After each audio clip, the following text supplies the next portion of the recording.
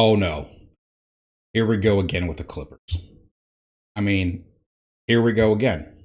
Clippers, last couple games of the regular season, decided to rest, quote unquote, their players. But we all know what they were doing. They were trying to avoid the Lakers.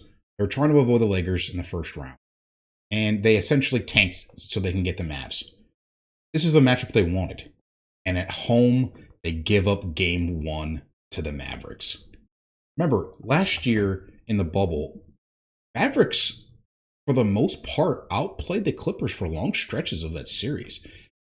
Kristaps Porzingis got ejected from a game, and then he got hurt, so he was out for the rest of the series. Okay, and remember, Luka also hurt his ankle, so he was basically playing on one leg. And look how hard they pushed the Clippers. So the Mavs are looking at this like, oh, we were right there last year. We were right there. We have our full squad. We added a piece or two, and we're healthy. We can beat this team. You saw they weren't scared in game one. From the start, from the get-go, they were up 12 in the first quarter. They were ready to go. Meanwhile, the Clippers, who hadn't really played together all year, just came out so lazy and just let Luka control the entire game. Now, some keys from this game was Mavericks shot 17 from 36 from three. Dorian Finney-Smith hit 4.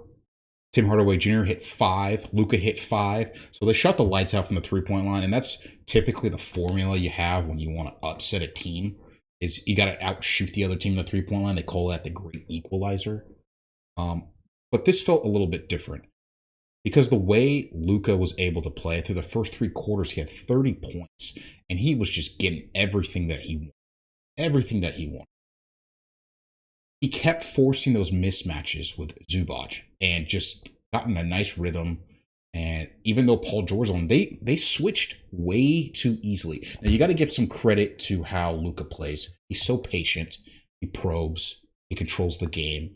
So they could not find a way to stop that mismatch with Zubac. I don't know how much they could play him, right?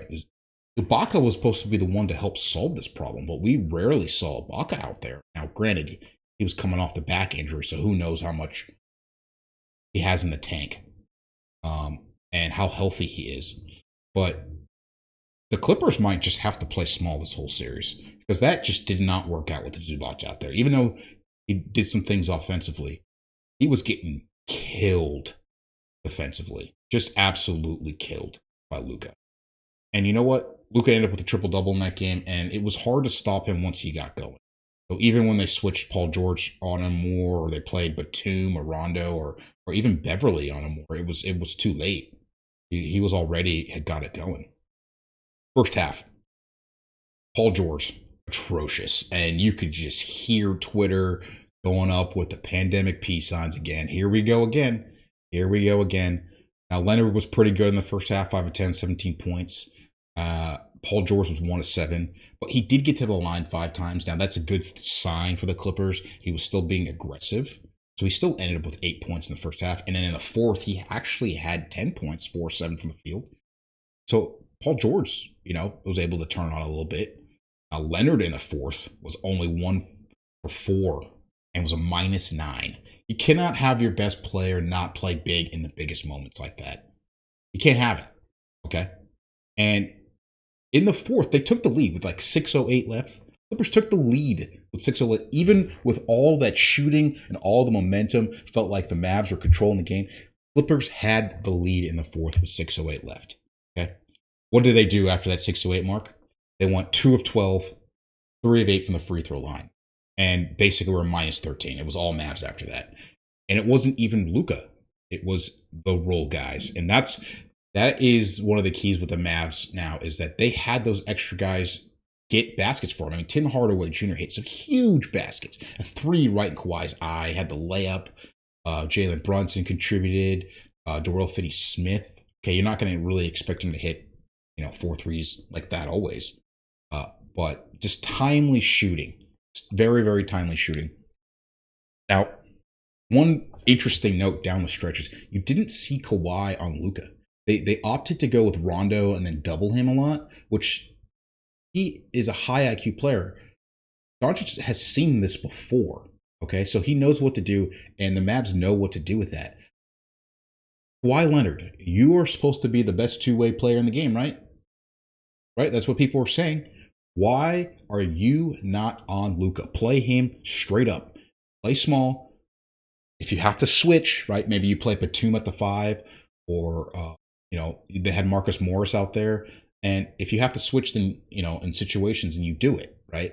But what they were doing was running double teams on him, and he was just finding the open guys. And as a role player with a superstar like Luka running the offense, your only job is to make the easy play. Just score. Just score. Now, Tim Hardaway Jr. was awesome in this game, so they got that other bump. Porzingis was not very good in this game. That's a downside for the Clippers, a huge downside. He was not very good, so look for him to play a little better. Now, the Mavs won't shoot like this all series, hitting 17 threes. That's a lot. So, now the Clippers, there's no need to panic. You lost game 1. Arguably, game 1's the easiest game to steal. Again, you had the lead with 6:08. You couldn't finish down the stretch. Now, this is a theme this year. Let's see if that continues.